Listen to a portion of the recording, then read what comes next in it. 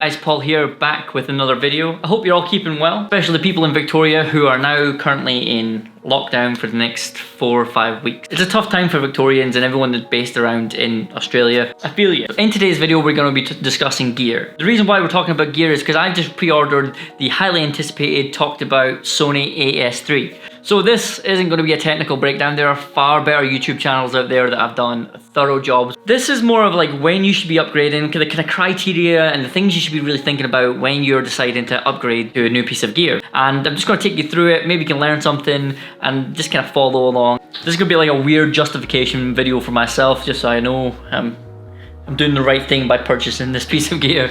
And the first thing that I think about, the criteria if you will, is the piece of gear now. So I'm going to use camera bodies as an example.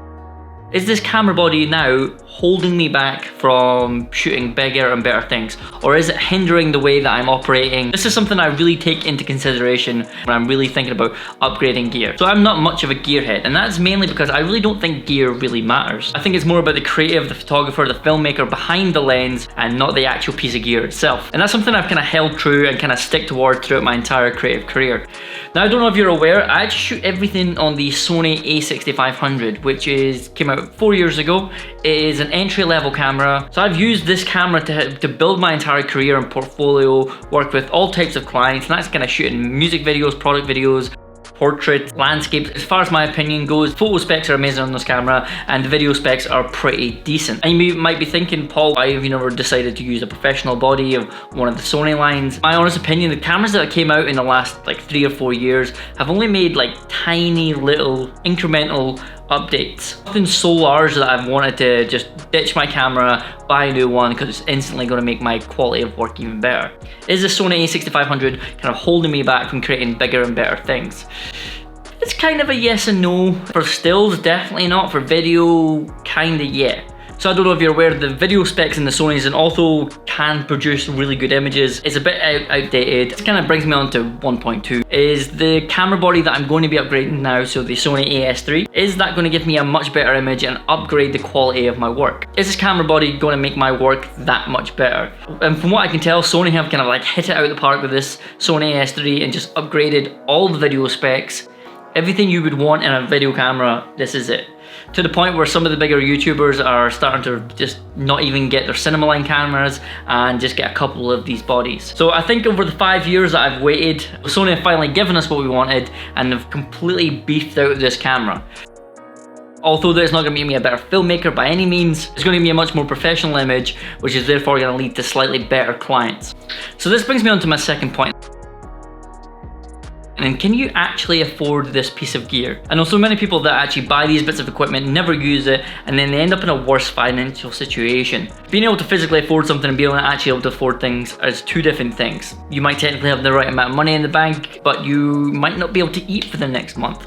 So I'll give you an example. When the Ronin S first came out and all the YouTubers were like, this is the best gimbal ever, I got sucked into that vortex, that world of that I need this is going to make me a better filmmaker. And with not very much money, I purchased one. And now I can tell you regretfully that I was not able to afford rent in that month and ate nothing but cheap ramen and super noodles for that entire month. I vowed at that moment I'll never buy a piece of gear that I can never actually afford again. So the first main thing was there is, can you physically afford it? Are you going to be able to eat? And then the second thing you really need to start thinking about within that is, are you going to be able to make your money back on this piece of gear? When you start shooting more professionally or try to make money off your camera, you start looking at these bits of equipment as an investment. I can tell you with my Sony A6500 that I'd be able to get my money back tenfold, and for every piece of gear that I've ever invested since kind of coming up with this criteria, that I've made my money back and then some. So this brings me on to my final and most important point, and this is something that takes a little bit of training, a little bit of work, and that is to sit on your decision to upgrade your gear for maybe a month or 2 months. I know it's hard, we all want to impulse buy. I can tell you this one thing alone has saved me so much money. There's been so many times I went through my criteria and kind of lied to myself about why I need to upgrade, and then I get to this final point, I've got the camera in the basket just waiting, and I waited for like a month or 2 months, and the idea of buying this new camera kind of like faded away, and I kind of came up to this realization that I didn't really need it. I'm so thankful that I actually sat on it for a couple of months. So this is a bit of a bonus tip. If you want to buy stuff and maybe not face value. What I've done previously with lights, batteries, this sort of stuff, is that on Amazon I will put it into my cart, I'll put it onto my wish list, and I will just leave it. Maybe a few weeks passes or a month passes, and then Amazon are like, oh hey, we've noticed you've got this in your basket, would you like 20% off? And then you're saving a bit of money that way. Now, these are just some of the things I think about when purchasing bits of gear, and I like to share this sort of information because people can easily be sucked up by the marketing and they think they have to invest in all these new bits of gear to become good photographers or filmmakers. The fact I've been able to build my entire portfolio and career on the entry-level A6500, I think that pays testament to that. Now, I've applied all this sort of criteria, and now this is why I've decided to pre-order the Sony A7s.